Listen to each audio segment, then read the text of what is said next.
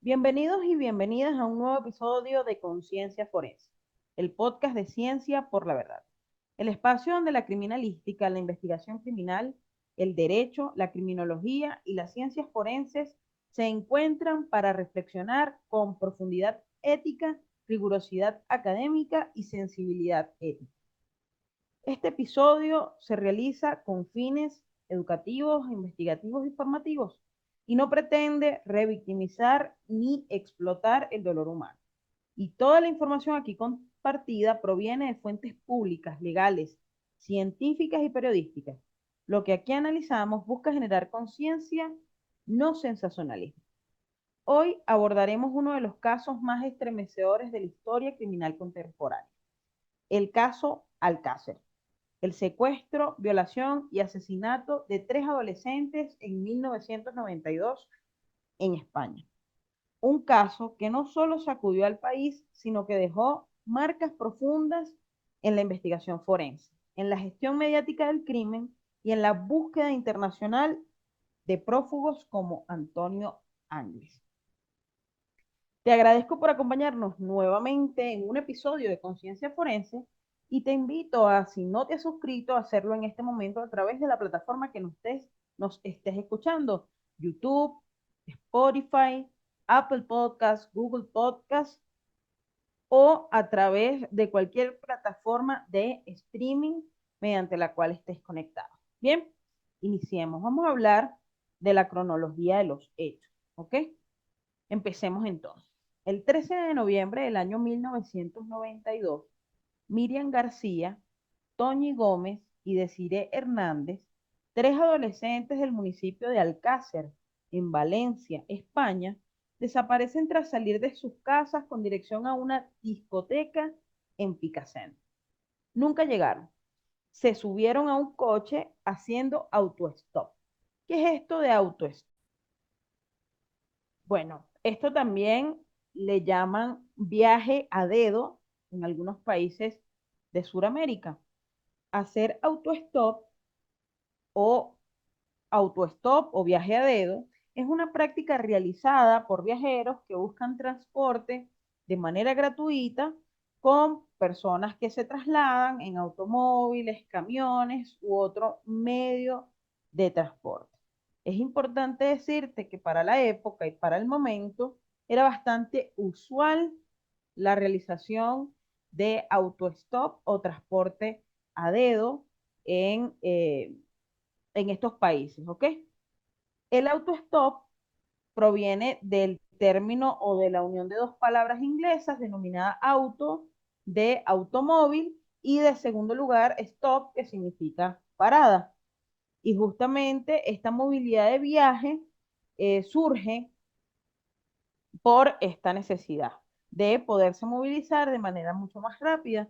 Sin embargo, en la actualidad quizás ya ha quedado relegada a viajeros o a personas que no tienen la capacidad económica para poderse movilizar con vehículos propios a través de las carreteras nacionales o de las autovías, entre otros. Es importante decirte que si bien en España actualmente no está explícitamente prohibida la práctica del autostop, sí existen leyes que regulan o, mejor dicho, prohíben la presencia de peatones en autopistas, así como también en autovías. ¿Ok? De esto se desprende que indirectamente al día de hoy, es decir, 2025, recuerden que estamos hablando de un caso de 1992, pero al día de hoy, indirectamente, por esto que les menciono, estaría prohibido la práctica del auto-stop, ¿ok? Pudiendo entonces solamente a nivel de España realizarse en lo que está denominado como carreteras nacionales. Y existe, en el caso de las personas que lo realicen, algunas sanciones que pueden oscilar hasta unos 80 euros. ¿Ok? Continuemos entonces. Tras una búsqueda intensa de estas tres jóvenes que, como lo mencionamos, estaban haciendo autostop para llegar a una discoteca en Picassent, tras una búsqueda intensa de estas tres jóvenes desaparecidas. El 27 de enero del año 1993, sus cuerpos fueron encontrados en una fosa en la partida de La Romana. Los exámenes forenses revelaron una violencia extrema, agresiones físicas, sexuales y tortura. Los principales sospechosos fueron para ese momento Miguel Ricard y Antonio Angles. El primero fue capturado y procesado.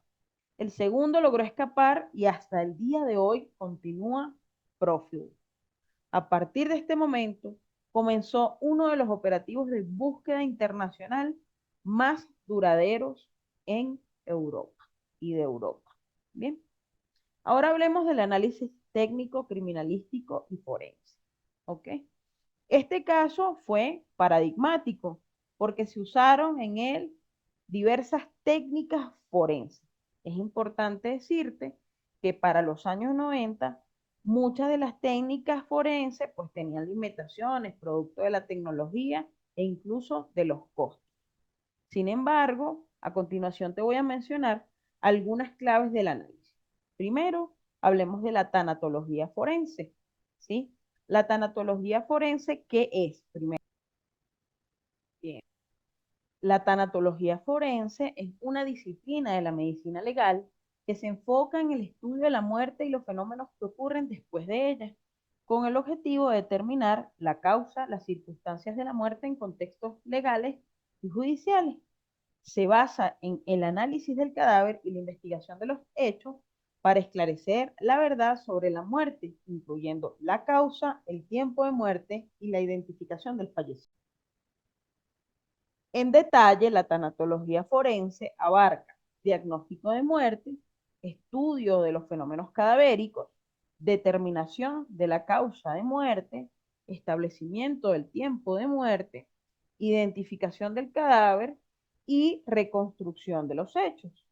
La tanatología forense es una herramienta fundamental en la investigación criminal, ya que permite a los investigadores y a la justicia obtener información precisa y científica sobre la muerte, lo que ayuda a esclarecer los hechos de etiología, bien sea suicida, homicida o accidentes, entre otros.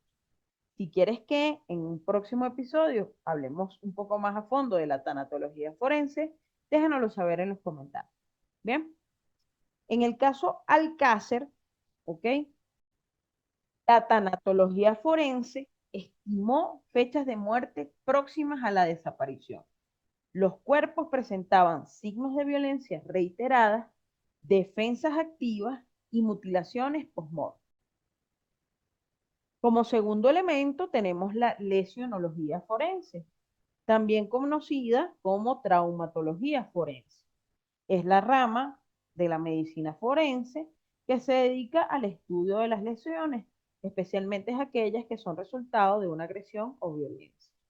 Esta disciplina se enfoca en la documentación, clasificación, valoración y pronóstico de las lesiones desde el punto de vista médico-legal. En resumen, la lesionología forense ayuda a determinar la data, la entidad y la causa de las lesiones, así como su relevancia legal, especialmente en casos de delitos que implican daños a la integridad física.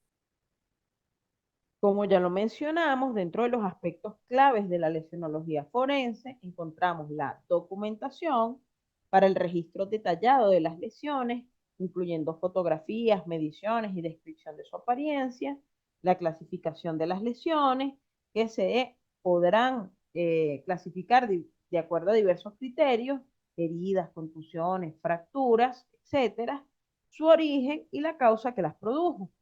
También la valoración. Se evalúa la gravedad de las lesiones, el impacto en la salud del lesionado, así como su relación con el delito.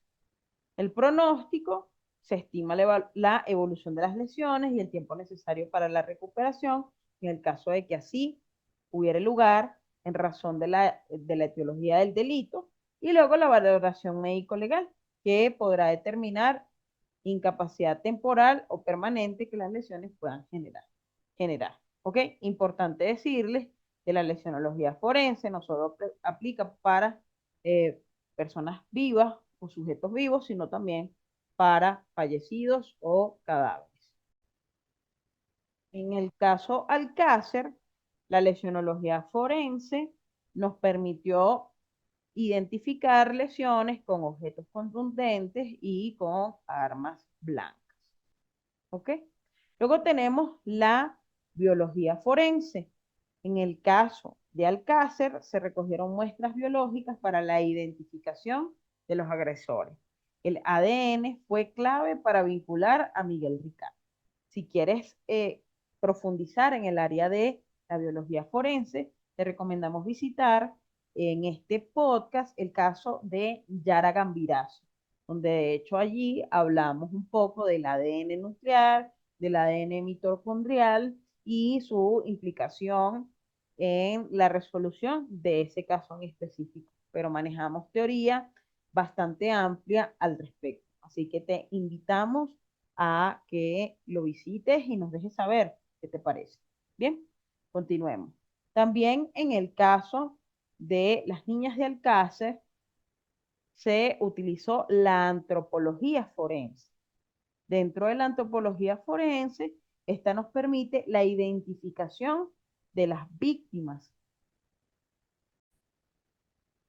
puesto que la antropología forense es una rama de la antropología física que se enfoca en el estudio de los restos humanos para ayudar a las investigaciones criminales y legales.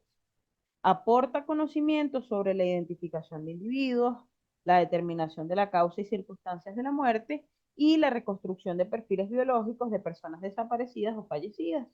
Dentro de la antropología forense tenemos algunos aspectos claves que debemos mencionar. Primero, la antropología forense coadyuva a la identificación de restos humanos porque utiliza el análisis osteológico, estudio de huesos y otras herramientas para determinar si los restos son humanos y si lo son, para establecer género, edad, estatura, origen étnico y otras características que ayuden a la identificación. También permite la determinación de la causa y circunstancias de la muerte. A través del examen de los huesos se pueden identificar lesiones, enfermedades o alteraciones causadas por factores externos que ayuden a determinar la causa y circunstancia de la muerte. Dentro de la antropología forense también se coadyuva utilizando o realizando la reconstrucción facial. En algunos casos, los antropólogos forenses pueden reconstruir la cara de un individuo a partir de su cráneo, ayudando a la identificación o a la creación de imágenes visuales para la investigación. Y por último, al análisis de los restos en contextos legales. La antropología forense juega un papel importante en casos de desaparición forzada, crímenes violentos y otros contextos legales donde se requiere la identificación y análisis de los restos humanos. Por ejemplo, en casos de conflictos armados, catástrofes naturales, crímenes violentos en donde se encuentren restos humanos y estudios de esqueletos antiguos también para comprender las poblaciones pasadas o del pasado.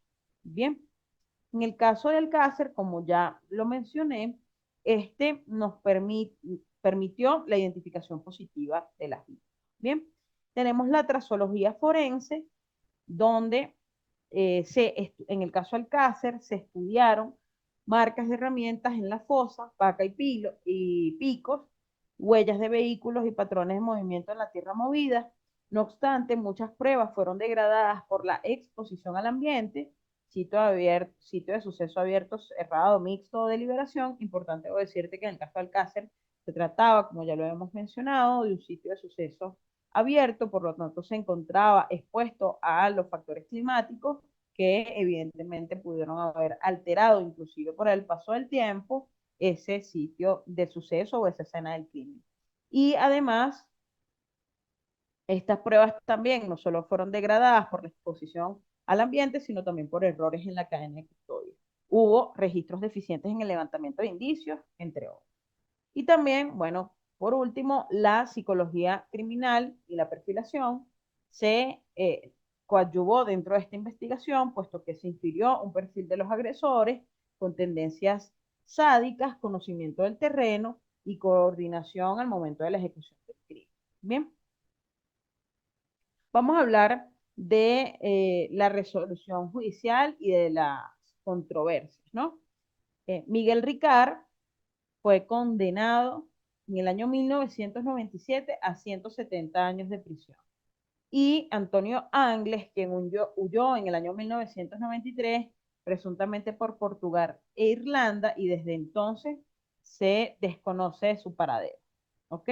Vamos a hablar un poquito más de esto más detalladamente. Existen múltiples controversias respecto en este particular. Se habla de posibles errores policiales en el momento del abordaje de la escena del crimen, filtraciones de documentos judiciales, críticas intensas a la cobertura mediática y, por supuesto, todo lo relacionado a la liberación de Miguel Ricard en el año 2013 por la aplicación retroactiva de la doctrina Parot sobre el límite máximo de cumplimiento efectivo de las penas. Pero ya vamos a pormenorizar de ello. Bien, Miguel Ricard, quien nace el 12 de septiembre de 1969, es un criminal español que fue sentenciado a 170 años de prisión el 5 de septiembre de 1997 por haber sido encontrado culpable del crimen de Alcácer, el cual incluía secuestro, tortura, violación y asesinato de 3 adolescentes de 14 y 15 años del municipio valenciano de Alcácer. Como habíamos mencionado, Miriam García, María Desiree Hernández y Antonia Gómez, también conocida como Tony Gómez. Tras la suspensión de la denominada doctrina Parot, su sentencia se redujo a 21 años, acordándose así su liberación para el 19 de enero del año 2023. No obstante, Ricard fue liberado de prisión con antelación el 29 de noviembre del año 2013. Es la única persona que ha sido condenada y juzgada en relación a este crimen. Existe el segundo autor, Antonio Angles, quien al día de hoy no ha sido detenido. La doctrina Parot es el nombre habitual con el que se conoce en España a la jurisprudencia establecida a partir de la sentencia del Tribunal Supremo de ese país del 28 de enero del año 2006, resolución a un recurso presentado por Henry Parot, miembro de la ETA, por la cual la reducción de penas por beneficios penitenciarios, trabajo, estudio, se aplica respecto a la pena total y no respecto al máximo legal permitido de permanencia en prisión, que según el derogado Código Penal de 1973 era de 30 años. Esta doctrina fue modificada en el año 2008 parcialmente por el Tribunal Constitucional de España en la conocida doctrina del doble cómputo penal. En el 2013, la Gran Sala del Tribunal Europeo de Derechos Humanos resolvió definitivamente en un recurso presentado por una condenada de la ETA que la aplicación de la doctrina Parot con carácter retroactivo vulneraba los artículos 7 y 5.1 del Convenio Europeo de los Derechos Humanos, por lo que las reducciones comenzaron a ser aplicadas sobre el máximo tiempo de permanencia en prisión legal permitido, lo que resultó en la puesta en libertad inmediata de muchas personas con penas que superaban ampliamente los 30 años. Esto es importante y nos detenemos un poco a mencionarlo para que puedan entender por qué esta persona, estando condenada inicialmente a 170 años de prisión, no cumple esa pena, sino que es puesto en libertad, como lo mencionamos, el 29 de noviembre del año 2013. ¿Ok? Bien. Y por supuesto, debemos hablar de Antonio Angles. Antonio Angles, nacido en Sao Paulo el 25 de julio de 1966, es un criminal español conocido, como ya lo habíamos mencionado, por el asesinato, tortura y violación de 3 adolescentes en la ciudad de Valencia, España, en el año 1992, el caso de las jóvenes o de las niñas de Alcácer. Al día de hoy, Antonio Angles sigue siendo listado con notificación roja ante Interpol. Es importante decirte que Antonio Angles tan solo vivió un año en la ciudad brasileña de Sao Paulo antes de emigrar a España, asentándose en el municipio valenciano de Catarroja. Según sus familiares y conocidos, era un delincuente habitual de carácter violento que solía propinar palizas a su propia madre y hermanos. Tenía antecedentes por robo, o tiene antecedentes por robo, atraco, tráfico de drogas. Se le conoce por el triple crimen cometido en la localidad valenciana de Alcácer, junto a Miguel Ricard, eh, y que tras encontrar el cuerpo o los cuerpos de las tres adolescentes, un parte médico asociado con su hermano Enrique Angles llevó a la policía hasta su domicilio, pero Angles escapó por una ventana y se dio a la fuga.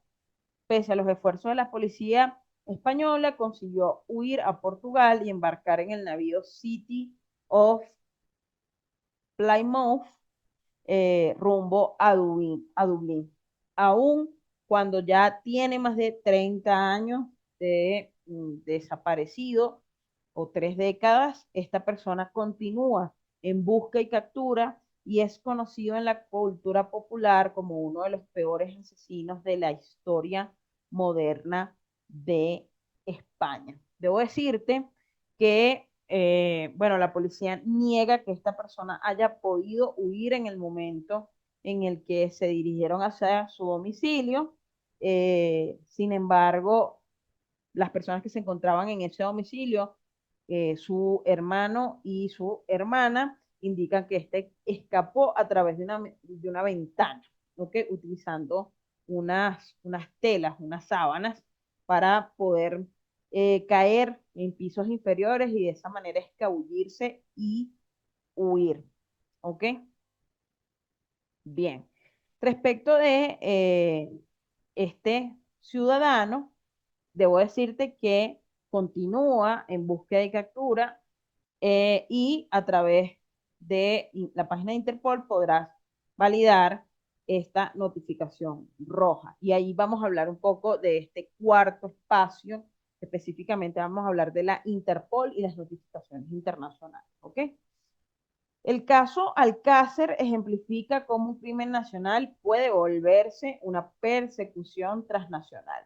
La Interpol emitió una notificación roja contra Antonio Angles en el año 1993.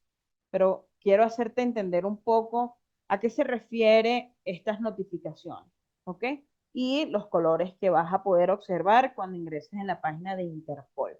Debo decirte que si quieres ver esta notificación, puedes ingresar a la página de Interpol colocando los datos de este ciudadano, Antonio Angles, o puedes visitarnos en www.cienciaporlaverdad.com, específicamente en nuestro blog, donde vas a encontrar el enlace de acceso directo a esta página web donde se encuentra la notificación. Bien, una notificación roja tiene como objetivo los siguientes elementos. Primero, es para detención provisional con fines de extradición. Es emitida por solicitud de un Estado parte con orden judicial previa. No es una orden internacional vinculante, pero sí una alerta global. La duración es de 5 años y es renovable. En el caso de Antonio Angles, esta persona tiene activa su notificación roja desde hace más de 30 años. ¿Ok? Luego tenemos las notificaciones amarillas que aplican a personas desaparecidas o con incapacidad para identificarse y tienen especial énfasis en niños y en personas con problemas mentales o con dificultades de carácter cognitivo. La notificación azul solicita información sobre el paradero o actividades de una persona sin solicitar detención. La notificación verde nos habla de la advertencia sobre personas peligrosas con antecedentes y riesgos de reincidencia. La notificación naranja, alertas de riesgos inminentes para la seguridad pública, pueden ser explosivos, con objetos camuflados, con amenazas terroristas, entre otros. La notificación púrpura, información sobre técnicas criminales, modus operandi, herramientas y patrones específicos. La notificación negra para la identificación de cuerpos no identificados. y la notificación especial del Consejo de Seguridad de la ONU contra personas o entidades sujetas a sanciones internacionales como terrorismo o proliferación nuclear. Estas herramientas reflejan cómo la Interpol combina la cooperación policial con garantías jurídicas enmarcadas en el respeto de los derechos humanos y supervisadas por su comisión de control. Bien, hablemos ahora de la repercusión mediática. El caso Alcácer también cambió la forma en la que los medios cubren el crimen. Fue uno de los primeros casos en España en ser televisado masivamente, incluso con detalles morbosos y reconstrucciones sensacionalistas en programas como De tú a tú y Esta noche cruzamos el Mississippi. Ambos programas eh, fue, fueron quizás utilizados para la proliferación masiva de detalles eh, respecto de este caso. Impactos que esto generó, por supuesto, se vulneró el derecho a la intimidad de la víctima y de las familias, se generó una sobreexposición del dolor humano que revictimizó públicamente a las adolescentes. Además, bueno, no lo mencionamos dentro de este podcast, pero una cuarta adolescente que estas tres fueron a buscar para ir a la discoteca, que no asistió, que no fue por estar enferma o delicada de salud, fue también entrevistada en múltiples ocasiones por la televisión, preguntas del estilo de qué se siente no haber ido o qué se siente pensar que quizás tú pudiste haber estado allí, son preguntas que se repetían constantemente. También se desdibujaron los límites entre el periodismo y el espectáculo. Este caso fue clave para abrir el debate sobre la ética periodística, la necesidad de regulación de contenidos criminales y el rol de los medios de difusión masiva o de los medios de comunicación en la construcción de opinión pública sobre el crimen. Y esto es súper importante porque entendamos que los medios de comunicación desempeñan un papel fundamental en la construcción de la opinión pública sobre un crimen, influyendo, por supuesto, en la percepción de la seguridad, la forma en la que se entienden los delitos y la imagen de los delincuentes. Su cobertura puede sesgar la percepción de la realidad criminal, generando miedo y reforzando estereotipos. El impacto de los medios en la opinión pública sobre un crimen se manifiesta de varias maneras. Primero, sesgo informativo. Los medios tienden a informar o a priorizar noticias sobre delitos violentos y a resaltar los aspectos negativos de la delincuencia, lo que puede llegar a crear una percepción de mayor inseguridad de la que realmente existe. La creación del miedo, el tratamiento sensacionalista de las noticias sobre los delitos puede generar un clima de miedo e inseguridad, lo que afecta a la vida cotidiana de las personas, una construcción de la realidad, ya que los medios no solo informan sobre la delincuencia, sino que también contribuyen a construir la forma en la que la sociedad entiende y se relaciona con ella, la estereotipación, ya que los medios pueden perpetuar estereotipos sobre delincuentes, especialmente aquellos que se consideran más peligrosos eh,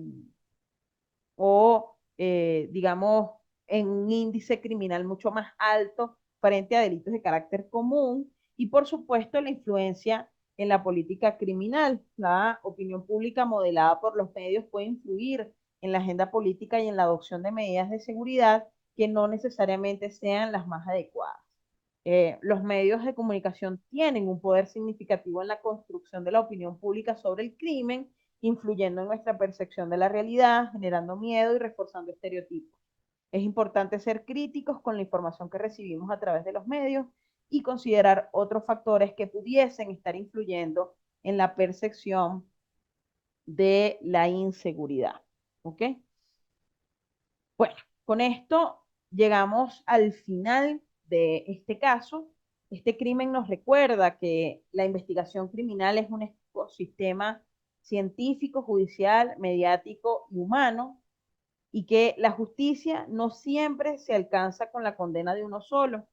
La impunidad de Angles simboliza los límites del sistema, pero también las oportunidades de reformar. No se trata solo de atrapar culpables, sino de dignificar a las víctimas, de proteger a los inocentes y elevar el estándar ético de la verdad. Desde Ciencia por la Verdad creemos que la educación forense y la crítica informada son herramientas fundamentales para mejorar el sistema de justicia y evitar repetir los errores del pasado.